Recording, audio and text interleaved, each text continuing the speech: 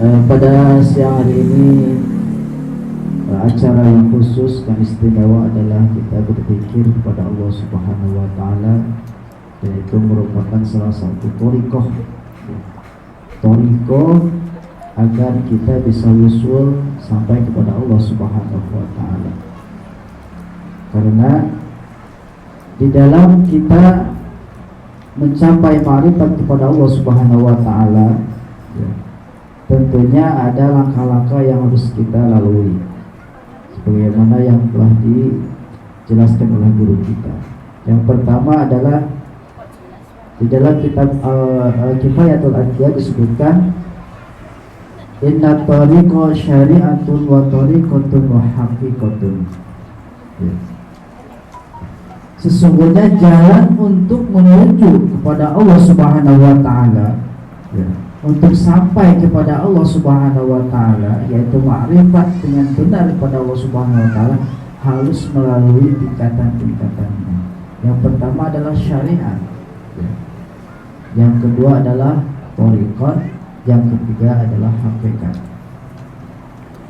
Apa itu yang dinamakan syariat? Syariat itu adalah sesuatu perintah Allah yang harus kita laksanakan, dan larangan-larangan Allah yang harus kita jauhi, dan itu ilmunya ada dalam fikih.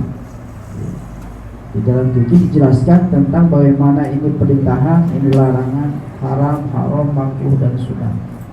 Itu yang harus kita lalui secara zahir dulu. Dilaksanakan syariat apa yang telah disampaikan oleh baginda Nabi Muhammad SAW, kita semuanya laksanakan. Baru jangan sampai kita berhenti di syariat saja. Maka sir wala taqib, berjalan.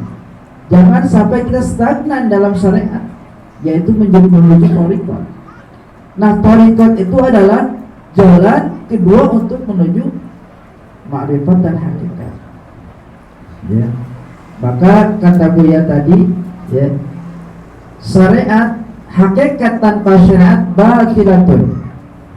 Begitu juga hakikat tanpa syariat atilatun. Apa maksudnya? Kalau kita hanya hakikat tanpa syariat, seperti begini, ada orang, ngapainlah kita sholat, ngapain kita puasa? Kalau memang Allah telah menentukan kepada kita menjadi ahli surga, gak perlu sholat, gak perlu puasa, sebab Allah sudah menentukan kita untuk masuk surga. Iya, sholat gaib kadang-kadang itu karena menafsirkan ayat yang salah. Sebab ada sebagian ahli-ahli tasawuf yang batilah menyebutkan wa'bud rabbaka hatta ya'tiyaka yakin. Beribadahlah engkau kepada Allah sampai datang kepadamu keyakinan. Makanya saya sudah yakin bermarifat kepada Allah Subhanahu wa Ta'ala, gak usah sholat, gak usah puasa, gak usah ngaji. Sholat cukup gini aja. Kamu udah sholat? Ya udah. Kapan sholatnya? Dia mengingat Allah disebut sholat. Padahal itu sholat memang secara majazi. Kalau secara syariatnya, sholat itu sebagaimana yang telah diterangkan oleh Rasulullah SAW dan dijelaskan oleh para aulia dan para ulama, gerakan-gerakan sholatnya. Begitu juga sebaliknya. Kalau kita walaupun sholat, walaupun puasa, ketika Allah telah menjanjikan kita masuk neraka, ya masuk neraka. Nggak bisa begitu. Kenapa? Karena syariat adalah dhahiriyah, perintahan Allah Subhanahu wa Ta'ala untuk secara ubudiyah, hakul ubudiyah. Begitu juga kalau hakikat, kalau syariat tanpa hakikat atilatun. Maksudnya kalau terus saja melaksanakan syariat tapi hakikatnya tidak dilaksanakan, thariqatnya tidak dilaksanakan dan hakikatnya itu, maka disebut atilah. Atilah itu hampa, tidak ada cahaya, di dalam hati kita, nggak ada ruhnya ibadah kita itu, tidak ada ruh di dalam ibadah kita. Kenapa hati tidak khusyuk, hati kemana-mana, tidak menuju kepada Allah Subhanahu wa taala.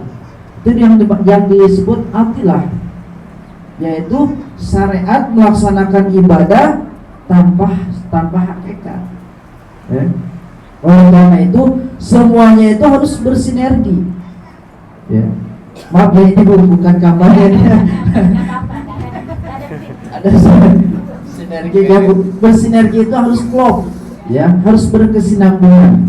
Ketika sinergi, ya, kita sebut semuanya pasti insani, pasti aman, gitu ya. Manusia, hati manusia pasti aman kalau sudah bersinergi. Itulah pertama syariat, kedua hak tarekat, ketiga hak. Maka diumpamakan oleh alim wal ulama, pasyari'atun kasafinatin wa tariqatun kalbah risum haqiqatun durul gula. Ya. Sesungguhnya itu syariat itu diumpamakan sebagai kendaraan, safinah, perahu, ya.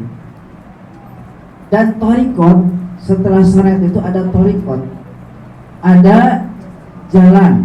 Bahri diumpamakan sebagai lautan, samudra. Dan hakikat itu diibaratkan bagaikan mutiara yang tersembunyi di dalam dasar laut. Maka kita tidak sampai, ya, mengambil mutiara tersebut tanpa adanya bahrun, tanpa adanya jalan atau laut, ya, tariqat itu. Dan kita tidak bisa menuju tariqat tanpa ada perahu, syariat. Makanya kalau kita sudah punya perahu, ya, yaitu syariat, pingin mutiara, pingin nikmat atau natijah atau buah daripada ibadah kita, maka kita harus menuju tariqat dulu. Berjalan tariqat, masuk ke perahu, masuk ke laut samudra. Tanpa perahu nggak mungkin kita bisa sampai. Kalau bisa silakan berenang. Wah, repot sekali. Makanya ada tariqat, ya. Tariqat bermacam-macam. Di antaranya jalan tariqat itu dengan riyadhah dan akhwat.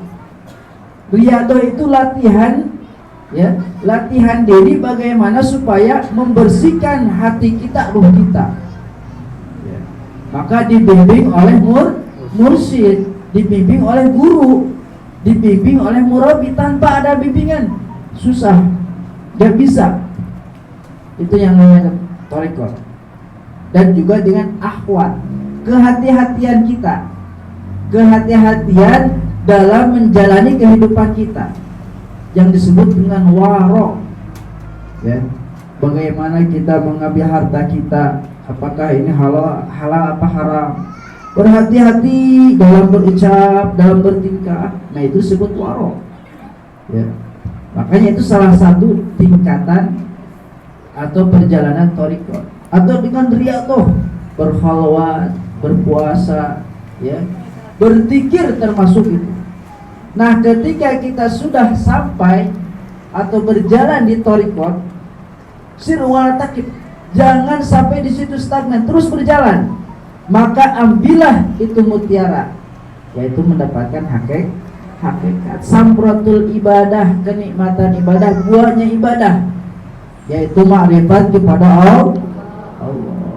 Itu tingkatan-tingkatan yang harus kita lalui untuk wusul, ya, untuk sampai kepada hadirat Allah Subhanahu wa ta'ala. Kalau dibahas mungkin terlalu panjang, ya. Mudah-mudahan ini sebagai dasar untuk kita semua, mudah-mudahan menjadikan kesemangatan untuk kita untuk sampai kepada Allah Subhanahu wa ta'ala. Jangan sampai dipisah-pisahkan antara syariat, tarekat, dan hakikat. Itulah tarekat yang benar seperti yang diajarkan oleh guru kita, ya. Mudah-mudahan bermanfaat. Wassalamualaikum warahmatullahi wabarakatuh.